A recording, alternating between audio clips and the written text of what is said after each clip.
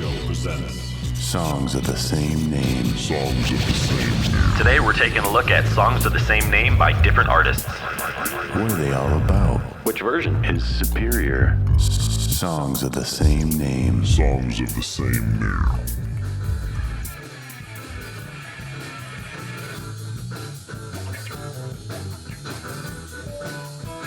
Hey everyone, welcome to another exciting episode of Songs of the Same Name on the Scratch a Track podcast, presented by The Dude and Grim Show. I am The Dude. And I am Grim. And today we're going to talk about, that was a nice move, wasn't it? Today we're going to talk about songs of the same. No, I didn't. I purposely did this like slick turnaround thing. But anyways, we're going to talk about songs of the same name. Today, the song is Bitch by the Rolling Stones and Meredith Brooks. And we may touch on the kind of underground version by a little band called More. So More. More. Yeah, because everything else was taken, They- of course. And in all seriousness, people, the band More, the is relatively new, but the band More, they do provide us with a lot of our intro and outro music. So if you would like to hear more of that and that catches your ear, they are on what? SoundCloud. platform? We're going to be on SoundCloud. something, like the real stuff at some point. But Yeah. right now we're in kind of a It's a podcast process. heavy phase. And so I haven't really been Yeah. doing a lot. And, there's, I don't know, three other people that could do it too. But it's just me out there, Charlie. That's right. Solo. Yeah. Solo. So anyways. All right. So we're going to start with the Rolling Stones, I imagine, going in chronological Yeah. order off of their 1971 absolutely amazing album. I don't know if it's my favorite. It's probably between that and Exile on Main Street, but Sticky Fingers. Fingers. Yep. Dude, first of all, I mean, we're not going to talk about this album, but dude, that album's badass. Oh yeah. Yeah, I mean, dude, where does it rank for you? this one? For the Stones, God, Yeah. they got a lot of good ones. Top 4. I mean, think about it, dude. Top 4 or 5, dude. Beggar's Banquet, Exile on Main Street, Let It Bleed, Let It Bleed. Sticky Fingers, Tattoo You. I mean, Tattoo You, I forgot about I mean, right there. If you do it, just a top 5 of theirs, that's pretty Her solid. Majesty's King. Yeah, Satanic Request. Yeah, there was some good songs on there, but I just didn't. And there was kind of some shit too that just wasn't. Yeah, I feel like there were other bands who kind of tried to get into that whole Sgt. Pepper's vibe. It just wasn't their thing, but it didn't have to be. Dude. No, it didn't. Because the Beatles could have never pulled off Exile. I mean, it just, No, So, anyways, everyone has their niche, right? they do. Anyways. So, Yeah. Yeah, go ahead, Grim. I was just going to say this. When I'm looking at, they released this as a single. This was the B-side to the Brown Sugar single. So if that says anything right there.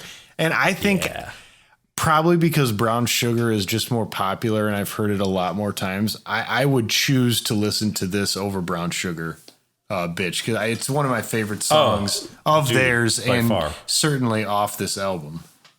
Yeah, by far. And although, I was going to say, gosh, what song would I scratch off Sticky Fingers? Well, dude. Could be Brown Sugar. No. I don't know. I don't know, though. Dude. Okay, that's a conversation Anyways. for another day because I don't. Okay, We're not like preemptively scratching here. No, definitely not. I need my time Yeah. to really, because it's an album that it's going to be tough. But anyways, dude, this song, I love it, man. It rocks. Such a good guitar groove, the way it moves, and this is I think they'd done it maybe in previous albums, but this album. And then Exile on Main Street is really when they started using a lot of brass in their songs. And this song, it fits it so well. It's great, man. Dude, Bobby I love Keys. it. So I love. Yeah. Yeah. Such a good era. I Such a do good too. era for them. Another thing about this song that I really like is I guess if you look, okay, the Rolling Stones have a song called "Bitch." Like you would naturally think that they're using it as like a angrily title or Aggressive, a derogatory yeah. term for a woman. But I love the fact that they're not using it in that way. Like the whole premise of the song is like describing like a situation, and he says something like, "Well, love, that's a bitch." You know, like bitch, I like that. I like the way they use the word. Well, and it's really cool because some of the one of the lyrics is "I salivate like a Pavlov dog." So that refers to the Pavlovian theory, Yep. which is a learning procedure that involves pairing like stimuluses with a conditioned response. Yeah. And he actually he did that with dogs and found that, you know, kind of certain objects and certain events could trigger like a conditioned response. So for dogs, it's, you know, Food and salivation. The sound of food and salivation. And dude, I remember when we had Otis and Rita, they could be downstairs in the basement and they would hear you just even open the closet door where their food was, man. They'd be up there. Like up, They'd be up right? there. They would be up in the stairs. Yep. Yeah. So it's, anyways, but yeah, Ivan Pavlov, we should give him credit. He was 1890s. He was a Russian physiologist. So it's been around for a while. And obviously Mick did some research on that, so Yeah. it's very well read, I'm sure. Yeah.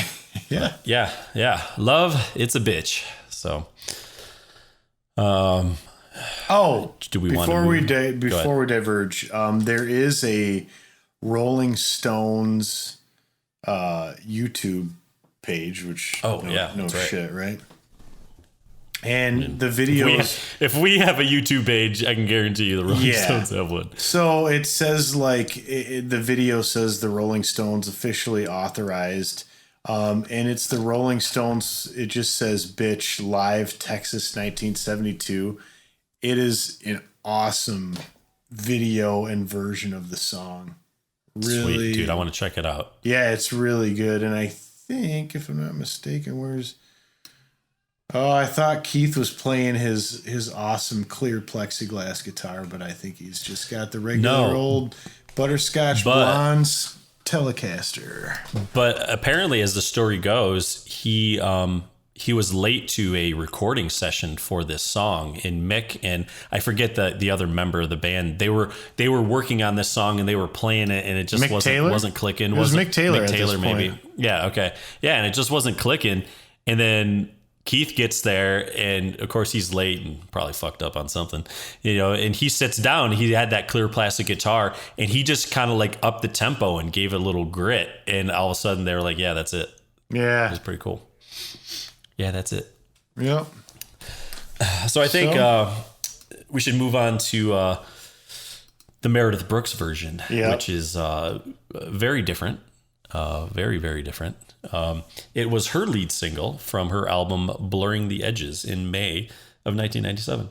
Now, I remember this song coming out and being on MTV and everything. And I mean, it was, I don't know, like a 90s pop rock song. But I didn't know much about it. But I guess she wrote it about kind of her stalling music career. And it just was like about her frustration with kind of where things were at. And then she, what does it say that she used it as a term of self-acceptance and like a term of endearment kind of? Yeah. So she actually wrote the song with a woman named Shelley. I don't know how to say this name. Shelley Pekin. Yeah. And it was actually Shelley. She was the one, her music career was stalling. Oh, and she kind of came up, and so she just had, you know, kind of feelings of frustration and basically just kind of conceptualized the song title as "Bitch." And she reached out to Brooks to collaborate on the song, and the reason she did is because she just felt like Brooks had like kind of like a lot of spunk, and she could relate to the idea and everything. So I'm sure, I don't know if they were friends and knew each other, but it sounds like they definitely experienced some of the same things, and this became a huge hit for Meredith Brooks. I can't say. I mean, do you know a lot of other Meredith Brooks songs? Did she have anything else because nothing jumps out to me and comes to mind. This was pretty much it. That's really what I know. And I remember, I mean, of course, in our research, if there is a music video to be watched, the Deuterino, we watched the video. Yes. And this one was really special. Very special. Pretty much like a period piece. I don't think it was done by like Anton Corbin, no, Mark Romanek, no, Michel Gondry was not available. I don't think they were working on other videos. But I must say they must have had a budget for this, because there is a lot of kind of 90s effects. I think, like you said, this must have been created with like the first version of Adobe After Effects or something. Yeah, and they're in this room. There's some stuff and going on. Shit, they're spinning around, and it is kind of psychedelic. Some of the imagery, I'll give it that. Yeah. And it encompasses a lot, because if you go to the lyrics, what do you say? I'm a bitch, I'm a lover, I'm a child, I'm a mother. I wonder if she actually was a mother. Sinner, saint. Yeah, that's a good point. I'm your hell, I'm your dream, I'm nothing in between. Yeah. She does not reference Pavlov in this one. no Pavlov. No, definitely not. And I don't think Keith Richards, kind of like saved it from a tempo perspective either. Probably not. Definitely not. But, it was a good enough hit for her. Yeah. So. Well, one thing that when I just listened to it again, I had to look this up, and I'll talk a little bit more about this once we talk about what the critics said. Initially, when I heard this, I was like, wow, this was heavily influenced. This had to be in the era when Alanis Morissette was big, because I felt like they wanted someone like her with edge, and they thought they could kind of piggyback off the success that Alanis Morissette had. So I looked it up, and Jagged Little Pill was released in June of '95. And this was in May. This was May of '97. But you have to also remember that Jagged Little Pill, there were multiple hits off that album. Oh, absolutely. That was a big dude. I had that album.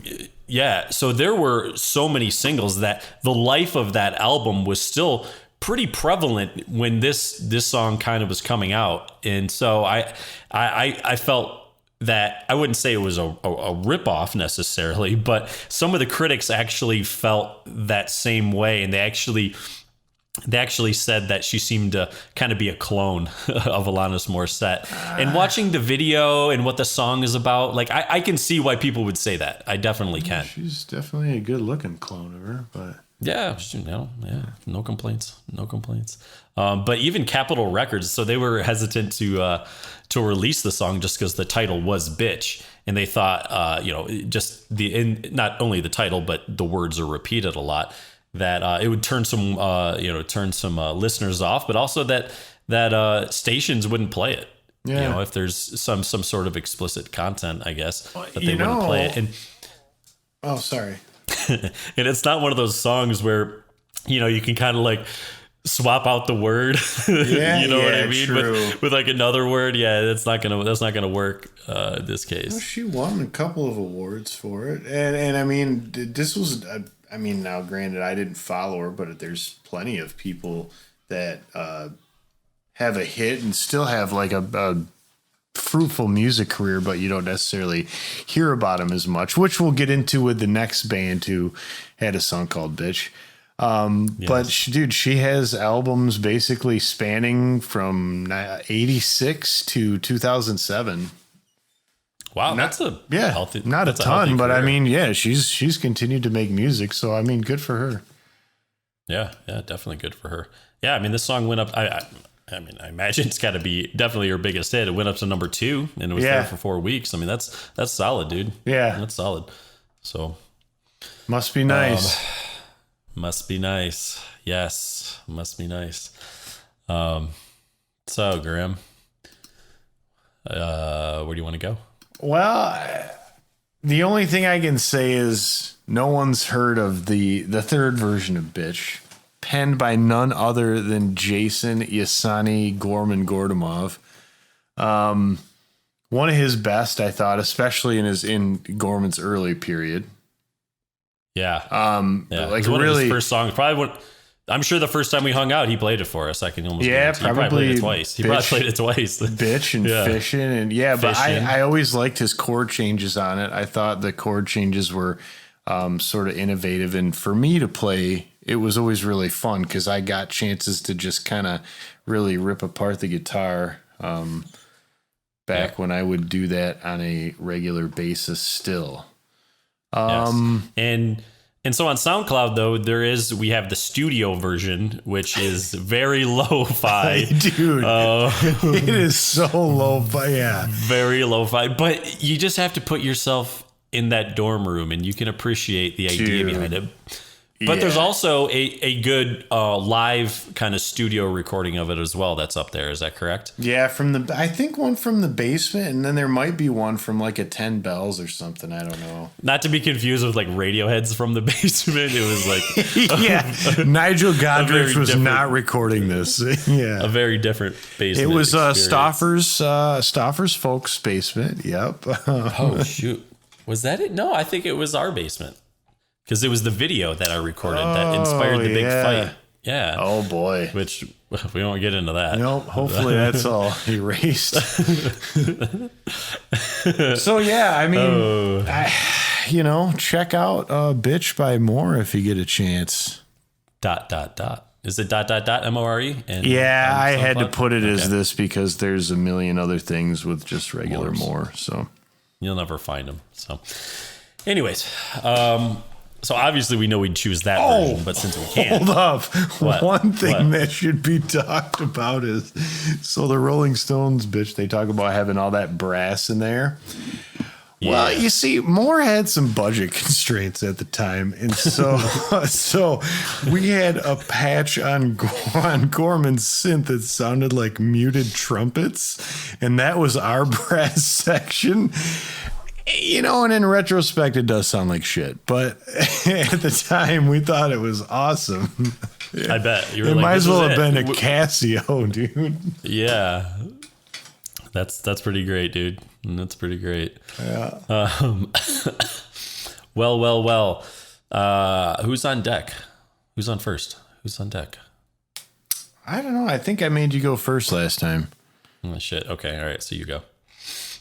I mean, as much as the version by Moore is very near and dear to my heart, I do like the Stones one a lot. I don't know how you can argue with that. Yeah, it's not even close. Yeah. Stones. Definitely. Yeah. Then probably Moore's, the live from the basement one that is. Sorry, Meredith. Yeah. Yeah.